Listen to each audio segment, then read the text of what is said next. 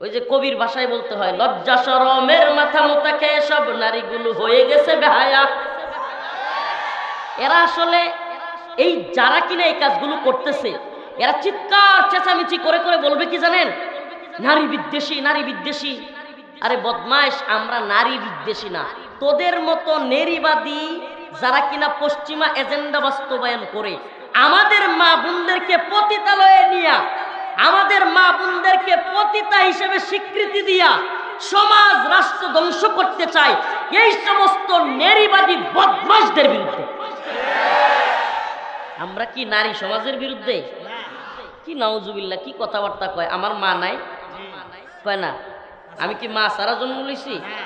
হ্যাঁ, আপনি মা সারা জন্ম নিছেন, আমরা নারীদের বিরুদ্ধে কেমনে হবো? নাউজুবিল্লাহ। মানে কথারও তো একটা কোনো সাইজ লাগবে, শয়তানগুলোর কথার কোনো সাইজ নেই। এরা পশ্চিমা এজেন্ডা আপনি না মানলেই আপনাকে চিৎকার করে বলবে এরা ইসলাম, এই মুসলমানরা, এই আলেমরা নারী বিদ্বেষী। ওরে শয়তানের দল, তোরা আমাদের মেয়েদেরকে, আমাদের মা বোনদেরকে পতিতালয়ে নিয়া, স্বীকৃতির নামে পতিতা বানায়া, অধিকারের কথা বইলা তোরা হয়ে যাস নারী প্রেমিক, আর আমরা আমাদের মা বোনদেরকে স্ত্রীর অধিকার দিয়া, মায়ের অধিকার দিয়া, বোনের অধিকার দিয়া আমরা হয়ে যাই নারী বিদ্বেষী। এর চাইতে বড় শয়তানি শয়তানেও মনে করতে পারে না। প্রিয় ভাইরা আমার, বন্ধুগণ আমার, আজকে লজ্জা শরমের মাথা মুতা খায়া এই কথাগুলো বলতে হচ্ছে। আপনারা অনেকেই মানে বিষয়গুলো জানেন না, তো জানাইতে হবে উম্মতকে। এই দায়ী হিসেবে আমাদের দায়িত্ব হলো এই উম্মতকে সজাগ করা। একটা প্রস্তাবনা পেশ করছি, 1 নাম্বার প্রস্তাবনা, অনেকগুলো প্রস্তাবনার মধ্যে একটা প্রস্তাবনা হলো স্বামী এবং স্ত্রীর মধ্যে, মুরব্বীরা আমার মাফ করে দিয়েন, বলতে হচ্ছে আমাকে, ছোট ভাইরা আছে হয়তো, মা বোনরাও শুনবে, কিন্তু আমার কিছু করার নাই রে বাবা। রাষ্ট্রের সর্বোচ্চ পর্যায়ে এই বদমাইশ মহিলাগুলো প্রধান উপদেষ্টার সাথে সাক্ষাৎ করে এই প্রস্তাবনাগুলো দিয়েছে, এবং প্রধান উপদেষ্টা তার ভেরিফাইড ফেসবুকে সেগুলো প্রচার করেছে। তাইলে বুঝতে পারেন ষড়যন্ত্র কত গভীরে। হঠাৎ করে যদি এগুলো পাশ হয়ে যায়, পরে এই জাতি কি বলবে, হুজুররা কি করলো?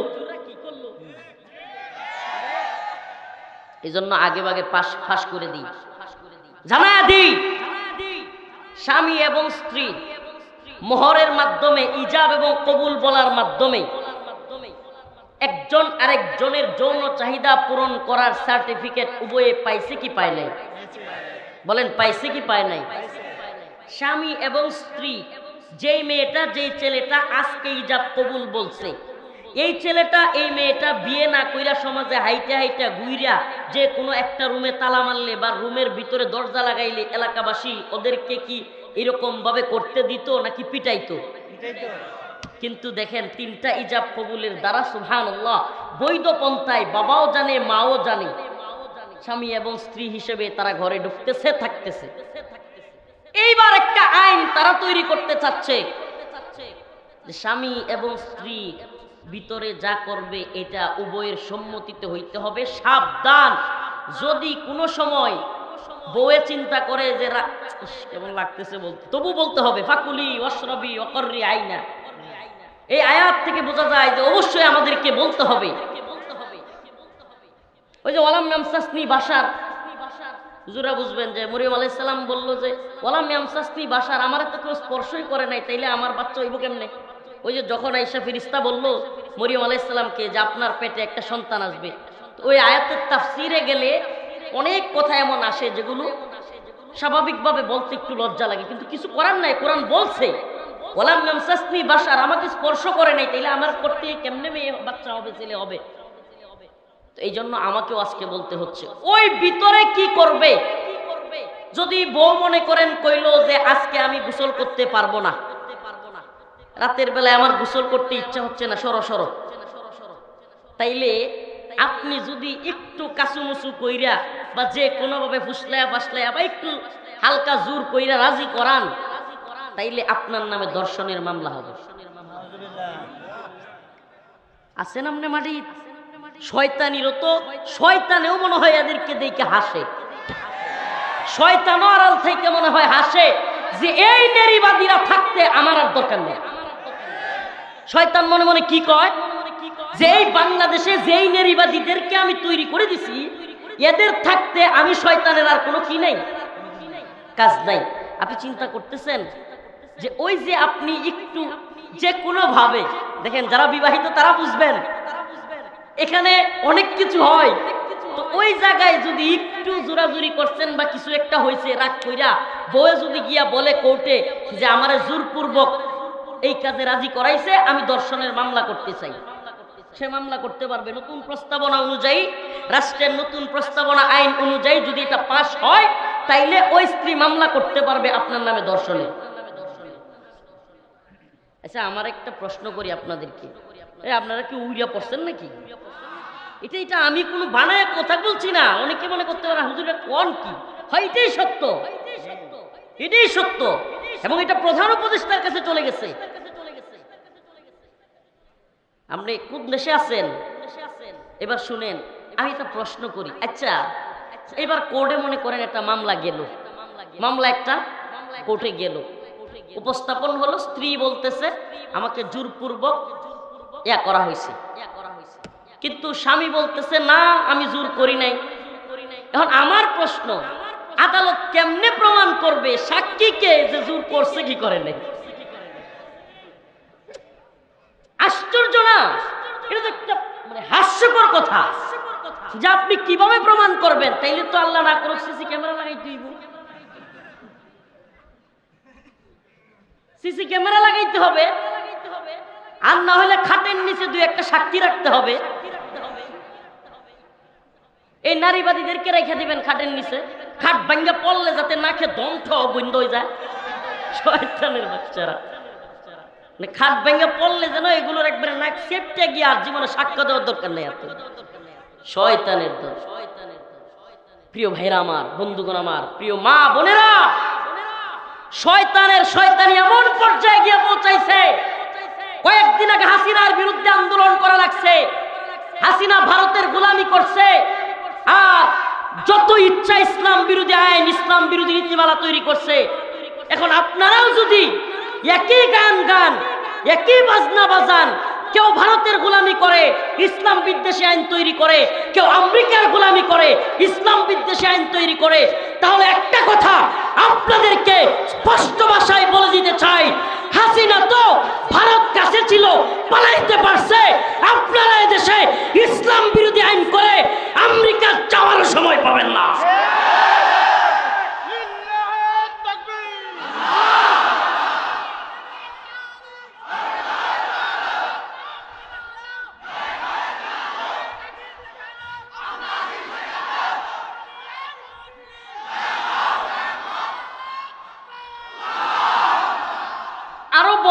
শয়তানি। এই শুনেন, আগে আমি তাদের কথাগুলোকে উপস্থাপন করছি, যুক্তি দিয়ে খণ্ডন করছি, এরপরে শেষে আমি কোরআন সুন্নাহর দলিল বলবো এবং কোরআনের আয়াত থেকে প্রমাণ করে দিব যে ইসলাম নারীদেরকে কত বেশি অধিকার দিয়েছে, এবং যেই জামানায় কোনো অধিকার ছিল না, নারীদেরকে জীবন্ত পুঁতে রাখা হইতো, মাইরা ফেলা হইতো, সেই জামানায় আল্লাহর নবী পৃথিবীতে আসলেন, বললেন কুলু লা ইলাহা ইল্লাল্লাহ তুফলিহুন, তোমরা বলো লা ইলাহা ইল্লাল্লাহ, তোমরা সফল হবে। তোমরা তোমাদের কন্যা সন্তানকে জীবন্ত পুঁতে রেখো না। যেই রাসূল এত সম্মান দিলেন, যেই রাসূল সাল্লাল্লাহু আলাইহি সাল্লাম বললেন আল জান্নাতু তাহতা আকদামিল উম্মাহাত, মায়ের পায়ের নিচে সন্তানের বেহেশত। এটা কি সম্মান দিলেন নাকি দিলেন না?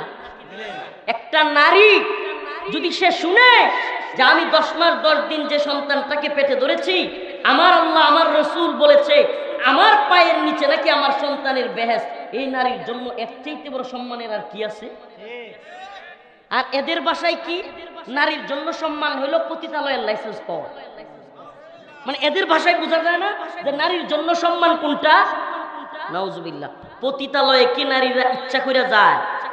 আপনি পতিতালয়ে ওই খারাপ জায়গার যতগুলো নিউজ দেখবেন, প্রায় নিউজে দেখবেন মেয়েরা বলতেছে বিভিন্ন ভাবে নির্যাতিত হয়ে কিংবা ঢাকায় গেছে চাকরির জন্য, কোনো এক চোরা কারবারি, কোনো এক মানব পাচারকারী তারে ধইরা নিয়া ওই পতিতালয়ে তারে দিয়ে দিছে। বেশিরভাগ গল্পগুলো এমন না? আমার যেই মা বোনেরা অনিচ্ছা সত্ত্বে কষ্ট করে ওই জায়গার ভিতরে পড়ে গেছে, আপনি তাদেরকে স্বীকৃতি দিতে চান? আপনি কোনোদিন গিয়ে জিজ্ঞাসা করেছেন, ও নারী, আপনি যে পতিতা হইছেন, আপনি কি চান আপনার মেয়েটাও পতিতা হোক? জিজ্ঞেস করেছেন গিয়ে? আমি তো মনে করি পৃথিবীর কোনো মা তার মেয়েকে পতিতা বানাতে চাইবে। তো আপনি অধিকার, আপনি লাইসেন্স দিতে চান, আগে তার মতামত জানছেন সে কি পতিতা হিসেবে তার মেয়েকে প্রতিষ্ঠিত করতে চায় কিনা, সমাজের মধ্যে পতিতাদের অবস্থান কি সেটা আপনি জেনেছেন? অথচ এরা অধিকারের কথা বলবে, অধিকারের কথা বলবে। এবং কি দেখেন, এটা সুন্দর একটা সূক্ষ্ম একটা ইয়া তৈরি করছে, মায়াজাল তৈরি করছে, এবং একটা মানুষের মধ্যে যেন সিম্পেথি তৈরি হয়, একটা দুর্বলতা তৈরি হয়। এজন্য একটা কথা তারা প্রমোট করতেছে কি, যে এরা নিরীহ, এরা একটা সুনির্দিষ্ট জায়গায় থাকে, দৌলতদিয়ায় থাকে বা বিভিন্ন জায়গায় এদের জন্য নির্দিষ্ট একটা জায়গা আছে, ওরা ওখানে যেন সম্মানের সাথে থাকতে পারে, এই জন্য ওদের স্বীকৃতি দেওয়া দরকার। এরাও তো মানুষ, এদেরকেও সম্মান দেওয়া আমাদের দায়িত্ব। আমি বলতে চাই, সুরেরা কি মানুষ না মানুষ না? তো কয়েকদিন পরে সুরেরা যদি চায় যে আমরাও স্বীকৃতি চাই, ডাকাতরা যদি কয় আমরাও স্বীকৃতি চাই, কথা কয় না? ডাকাতরা যদি বলে আমরাও স্বীকৃতি চাই, এর ডাকাতরাও কি দেশের মানুষ কিনা? এই নৌকায় যে রাস্তাঘাটে এই মাঝে মাঝে ডাকাত ধরে, এরাও মানুষ না? তো এরাও যদি বলে আমরাও রাষ্ট্রের পক্ষ থেকে স্বীকৃতি চাই, বেতন চাই, তাইলে কি ওইটাও রাইট দিবেন? প্রিয় ভাইরা আমার, বন্ধুগণ আমার, দ্বিতীয় প্রস্তাবনা আজকেও আস্তে আস্তে এক নারীবাদীর বক্তব্য শুনতেছিলাম। বলতেছে, আমি যেহেতু মানবাধিকার নিয়ে কাজ করি, তো আমি বিভিন্ন মহিলাদের সাথে কথা বলতে হয়, আমি সারা দেশে ঘুরে অনেক মেয়েদের সাথে কথা বলেছি, কেউ এ কথাটা মানতে রাজি হয় না যে আমিও বাবার ছেলে, কি বলে, আমার বাবার ঘর থেকে আমার ভাই হয়েছে, আমিও হয়েছি, আমিও বাবার সন্তান, আমার ভাইও বাবার সন্তান, তাহলে সে 2 কাঠা জমি পাইলে আমি 1 কাঠা কেন পাবো? এটা কোনো মেয়েরা নাকি মানতে চায় না। শুনছেন কি সূক্ষ্ম কৌশলে আমাদের মা বোনদের অন্তরের মধ্যে ইসলাম বিদ্বেষ ঢুকানো হচ্ছে? আপনি এটা কল্পনাও করতেছেন না। সূক্ষ্ম কৌশলে সে কি বলল, যে আমি কোনো মেয়েকে, যত মেয়েদেরকে জিজ্ঞেস করেছি যে আচ্ছা আপনিও আপনার বাবার সন্তান, আপনার ভাইও আপনার বাবার সন্তান, সে 2 কাঠা জমি পাবে। ইসলামের আইনটা তো জানেন নাকি মোটামুটি? ইসলাম কি বলে, ইউসিকুমুল্লাহ ফি আওলাদিকুম লিযাকারি মিসলু হাজ্জিল উনসায়াইন, তোমাদের 2 কন্যা সন্তান পাবে 1 ছেলের সমান। বলে আমরা জীবনেও কোনোদিন কোনো মেয়েকে দেখি নাই এই আইনে খুশি, মানে এই আইনটা চেঞ্জ করা দরকার। নাউজুবিল্লাহ। আমি বলতে চাই, জিজ্ঞেস করতে চাই, মোহরের সময় 10 লাখ চান কেন? তাইলে মোহরের সময় জীবনে কোনোদিন কোনো মেয়েরে জিজ্ঞেস করছেন যে আচ্ছা স্বামী 10 লাখ দিতেছে, তুমিও আরো 10 লাখ দেও? কথা কয় না? স্বামী 10 লাখ তোমাকে দিচ্ছে, 5 লাখ তোমাকে দিচ্ছে, ঠিক আছে, আমারও তো দায়িত্ব আছে, সবসময় ছেলেরা দিবে কেন? এইবার আইন করা হলো যে ছেলেরা মোহর দেয়া লাগবে না, মেয়েরা 5 লাখ দিয়ে দিয়ে বিয়ে বসবে। এই সময় আবার চিৎকার করবেন যৌতুক যৌতুক। আরে বেটা, যৌতুক তো আল্লাহ পাক হারাম করেছেন, জায়েজ নাই। আমরা তোমাদের কথাগুলোর যুক্তি খণ্ডন করবার জন্য কথাগুলো বলছি, কিন্তু আমরা তো এটা মনে প্রাণে বিশ্বাস করি আমার আল্লাহ আমাকে সৃষ্টি করেছেন, আমার আল্লাহ আমার মাকে সৃষ্টি করেছেন, আমার আল্লাহ আমার বোনকে সৃষ্টি করেছেন, আমার আল্লাহ সমস্ত নারীদের সমস্ত পুরুষদের সৃষ্টি করেছেন। তিনিই জানেন কাকে কতটুকু অধিকার দিলে তার সম্মান থাকবে। এটা কে জানেন? আমাদের এখানে কোনো বক্তব্য নাই, কোনো কথা নাই। আজকে আইন উপদেষ্টা আসিফ নজরুল সাহেবের কথা শুনতেছিলাম। উনি নারী বিষয়ক সংস্কার কমিশনের সাংবাদিকরা যখন প্রশ্ন করলো এই বিষয়ে, তখন তিনি বললেন সংস্কার কমিশন একটা সুপারিশ করলেই তো সেটা সরকারের বক্তব্য না, এটা যে কেউ যে কোনো সুপারিশ করতে পারে। আমাদের বক্তব্য আছে, কিন্তু এই সংস্কার কমিশন নিয়ে যেইভাবে কথাবার্তা হচ্ছে, যেই ভাষায় ইয়া করা হচ্ছে, ভিন্ন মতকে দমন করার যেই মানে নোংরামি চলছে, এটা আমরা পছন্দ করি না। মানে দেখেন, অনেকে খুশি হয়েছে যে এটা সরকারের অবস্থান না, অনেকে দেখেন খুশি হয়ে গেছে। সূক্ষ্ম কৌশলে আইন উপদেষ্টা নারীবাদীদের পক্ষ নিছে, এটা আপনি বুঝেন নাই এই বক্তব্যে। কেন? এখানে সে বলেছে যে ভিন্নমত দমন করার যেই হুঙ্কার তর্জন গর্জন বা এই যে ইসলামপন্থীরা বা হেফাজত যেই ভাষায় কথা বলছে, এটা তার পছন্দ না। আমি বলতে চাই, ভিন্নমত বলতে আপনি কি বোঝালেন?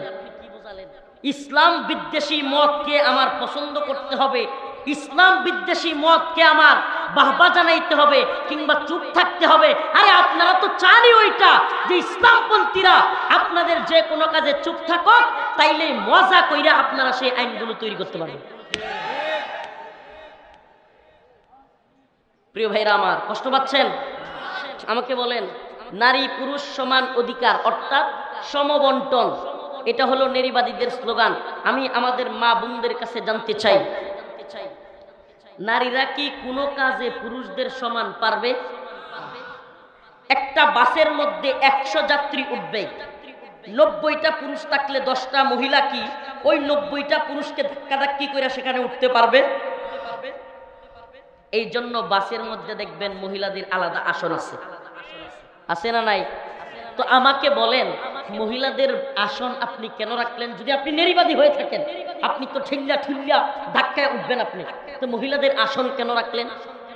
আপনাকে জিজ্ঞেস করতে চাই, সংসদের ভিতরেও নারীদের জন্য আসন কেন রাখলেন? সংরক্ষিত মহিলা আসন কেন রাখলেন? দেখেন, আমরা এগুলো আসলে এটার এই গণতন্ত্রে বিশ্বাস করি না, কিন্তু উদাহরণ বোঝানোর জন্য বলছি। এই সংরক্ষিত আসন রাখলেন, নারীদের জন্য ট্রেনে আলাদা সিট রাখলেন, আসলে এগুলো দরকার। কারণ আল্লাহ পাক নারীদেরকে সৃষ্টি করেছেন নরম এবং কোমলীয়তা দিয়ে। কথা বলেন না? তারা কোমল হবে, নরম হবে, ঘরে থাকবে, তারা সন্তানকে লালন পালন করবে, সন্তান জন্ম দিবে এবং সেই সন্তান মায়ের শিক্ষা পেয়ে বড় হবে। যে সন্তানের মা যত বেশি বড় থাকে, যেই সন্তানের মা যত বেশি সন্তানকে সময় দেয়, সেই সন্তান সবচাইতে বেশি ভালো হয়। লিখে রাখেন। আর যেই মা ওই যে বেড়ানির লগে ঘুরে ঘুরে চাকরি করে, মনে কষ্ট নেবেন না মা বোনেরা, দেখা দেখি হয়, স্বামীর প্রতি ভালো লাগা ভালোবাসা থাকে না, সন্তানকে সময় দেয় না, আর দিন শেষে ওই ছেলে যায় কিশোর গ্যাংয়ে যোগ দেয়। ছেলেরা তো সময়ই দেয় নাই, ছেলেরা তো ভালো মানুষ বানায় নাই, আদব কায়দা শিখায় নাই, ভদ্রতা শিখায় নাই, ফালায় রাখছে। স্কুল কলেজে গেছে, যেমনে মন চায় এমনি করছে, নেশা করছে, বাপেও চাকরি করে, মাও চাকরি করে, ছেলেরে দেখার সময় নাই, লালন পালনের সময় নাই, ছেলেও যেমনে মন চায় বড় হয়েছে। দিন শেষে ওই ছেলে কার সাথে ঘুরছে, কার সাথে চলছে, নেশাগ্রস্ত হয়েছে, নেশার টাকার জন্য এইবার অস্ত্র হাতে তুলে নিছে, এলাকায় 15-20টা মিলা কিশোর গ্যাং চালু করছে। কথাগুলো কি বুঝতেছেন? সমাজের বাস্তবতা আছে না নাই? প্রিয় ভাইরা আমার, বন্ধুগণ আমার, আপনি সমান অধিকারের কথা বলবেন, আমি বলি শুনেন, সমান অধিকার আর সুষম বন্টন এক জিনিস না। সুষম বন্টন কি? সমান অধিকার কি? সমান অধিকার মানে হলো, হুজুর, এই যে বাবরি হুজুর, মনে করেন এই হুজুর আর আমি, আমাদের দুইজনকে দাওয়াত দিল এই পাগড়িওয়ালা হুজুর। হুজুর আমাদেরকে দাওয়াত দিছে বাড়িতে, হুজুর মনে করেন দিছেন, খাইতে যাবো, হুজুর আর আমি খাইতে যাচ্ছি, বোঝানোর জন্য যে সমান অধিকার এবং সুষম বন্টন দুইটা কিরকম, শুভঙ্করের ফাঁকি। যারা সমান অধিকার বলে চিল্লান, যে সমস্ত নারীবাদীরা এই কথাগুলো আমাদের রাষ্ট্রে আমাদের মেয়েদের, আমাদের বোনদের কানের মধ্যে ঢুকাইতে চাচ্ছে যে তোমাকে ইসলাম কমিয়ে দিচ্ছে, এই করছে সেই করছে, এই শয়তানগুলো কতটা শয়তানি করতেছে এটা বোঝানোর জন্য উদাহরণটা জরুরি। বুঝার জন্য একটু খেয়াল করবেন। আমাকে হুজুরকে দুইজনকে দাওয়াত দিছে, হুজুর মনে কষ্ট নিয়েন না, এটা বোঝানোর জন্য জাস্ট। হুজুর দাওয়াত দিছে, আমরা দুইজনই হুজুরের বাড়িতে গেলাম খাওয়ার জন্য। এবার হুজুর করছে কি, আমাদের দুইজনকে সমান অধিকার দিছে। সমান অধিকার কি? মনে করেন উদাহরণস্বরূপ আমি খাইতে পারি 1 পোয়া চালের ভাত। 1 পোয়া বুঝেন? 1 কেজি চালের 4 ভাগের 1 ভাগ। এটা কি আপনারা কি বলেন? 1 পোয়া। ওই হুজুর উনি মনে করেন একটু মোটাকাটা মানুষ, আমার চাইতে বড় সড়ো মানুষ, হুজুর আধা কেজি খাইতে পারে। 2 পোয়া খাইতে পারেন? মাশাআল্লাহ। হুজুর 2 পোয়া খাইতে পারে। কয় পোয়া? এই কথা শুনেন, আমি খাইতে পারি 1 পোয়া, হুজুর খাইতে পারে হাফ কেজি, 2 পোয়া। এখন আমরা দুইজনই হুজুরের বাড়িতে দাওয়াত খাইতে গেছি। হুজুর কয় আপনারা যেহেতু 2 জন আমার অতিথি, আপনাদের 2 জনকে আমি সমান অধিকার দিলাম। হুজুর বললেন আপনারও খাইতে হবে হাফ কেজি, উনারও খাইতে হবে হাফ কেজি। কথাটা একটু ভালোভাবে বুঝবেন। আমি কিন্তু 1 পোয়া খাইতে পারি, এরপরে যদি আমারে খাইতে দেওয়া হয়, হুজুর যদি আমারে খাইতে কয়, আমার জন্য এটা শাস্তি হবে কি হবে না? হুজুর তো হাফ কেজি খায়া কয় আলহামদুলিল্লাহ খুব ভালো খাওয়াইছেন, মাশাআল্লাহ, জাযাকাল্লাহ। কিন্তু আমি তো 1 পোয়া খাওয়ার পরে এই পর্যন্ত বেড়ে গেছে। এখন হুজুর মনে করেন আয়েশা বলল আমি সমান অধিকারে বিশ্বাসী, রফিকুল ইসলাম মাদানী সাহেব খায়া যাইতে হবে, আজকে ছাড়বো না। এখন আমারে বলেন 1 পোয়া খাইতে যদি আমারে দেয়, এটা আমার জন্য কি রহমত না শাস্তি? এই দাওয়াত আমার জন্য কি ভালো লাগা নাকি শাস্তি হবে? উনি কিন্তু ঠিকই খায়া একবারে পান টান খায়া খিলাল কইরা আরামে ঘুরতেছে, কিন্তু আমার 1 পোয়া খাওয়ার কোনো টেম্পার নাই। খাইতে পারবো আরেকবার 6-7 ঘন্টা পরে, আরেকবার খাবারের সময় আসলে। প্রিয় ভাইরা আমার, তেমনি ভাবে একটু উল্টায় দেন, একটু উল্টায় দেন বিষয়টা।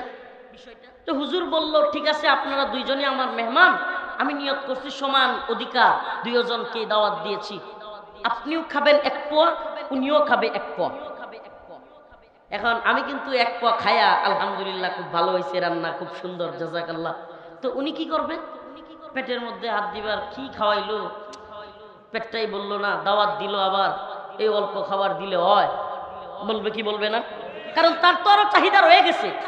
আচ্ছা আমাকে বলেন, বাহ্যিকভাবে দেখতে সমান অধিকার, সমান অধিকার, সবাই সমান পাবে, কেউ খাবে তো কেউ খাবে না, তা হবে না, তা হবে না, স্লোগান তো শুনতে খুব ভালোই লাগে। কিন্তু সবাইরে সমান দিলে, সবার সমান দিলে এটা কি সুষম বন্টন হইল কিনা, সুন্দর বন্টন হইল কিনা, এটা তো আপনি বিচার করলেন না। বরঞ্চ দাওয়াত দিয়া আমাকে 1 পোয়া খাওয়ানো, হুজুরকে আধা কেজি খাওয়ানোই ছিল সুন্দর বন্টন। ঠিক কি ঠিক না? কথা বলেন ঠিক কি ঠিক না? আমারে বলেন, স্বামী এবং স্ত্রী বিয়ের পরে আল্লাহ পাক স্ত্রীর ভরণ পোষণের দায়িত্ব, সন্তানের ভরণ পোষণের দায়িত্ব, মা বাবার ভরণ পোষণের দায়িত্ব, সব দায়িত্ব আল্লাহ এবং তার রাসূল স্ত্রীর কাঁধে দিছে না? এই কথা কয় না রে? এই পুরুষ মানুষ কিছু বুঝতেছেন না তো? পশ্চিমা এজেন্ডা বাস্তবায়ন হইতেছে এদেশে নারীর। আমার মা বোনেরা রাগ করেন না, আল্লাহর হস্তে মা বোনেরা মাফ করে দিয়েন, আমি আপনাদের পক্ষেরই, আমারও মা আছে, বোন আছে, কিন্তু আমি বুঝানোর জন্য পুরুষদেরকে কইতেছি। এদেশে নারীর কষ্ট দিলে নারী নির্যাতনের আইন আছে, কিন্তু পুরুষ নির্যাতনের কোনো আইনও নাই। আমরা যে নির্যাতিত নিপীড়িত এটা কেউ বুঝে না। বউরে 2-4টা ধমক দিলে দৌড়ায় বাপের বাড়ি যায়। আমরা যে বউয়ে যদি কেউ কিছু কয়, আমাদের বাপের বাড়ি যাওয়ার জায়গা না। এটা কি নির্যাতন না? আরে কন্যা, এটা বৈষম্য না? হেরা তো রাগে 3-4 দিন বাপের বাড়িতে গিয়া থাকতে পারে, আবার মনটা ভালো হইলে আসে। আমরা কই যাবো? ওমা কি হাসতেছেন? অনেক সময় বউয়ের জ্বালায়, বউ শাশুড়ির যুদ্ধে অনেক, আমার এলাকায় ওই কয়েকদিন আগে আমার পাশের বাড়ির এক ভাই বিষ খাইছে আত্মহত্যা করার জন্য, তার মা এবং বউয়ের জ্বালা যন্ত্রণা সহ্য করতে না পারি। তো আমরা তো কোনো জায়গায় যাইতে পারি না, পালানোর জায়গা নাই। বউ তো রাগ করে কই জায়গা? বাপের বাড়ি। আমার বাপের বাড়িও জনের জায়গা নেই। এটা দুষ্টামি করতেছি না, এটা বলার জন্য বললাম, এটা জাস্ট। কিন্তু আসল বিষয়টা কি?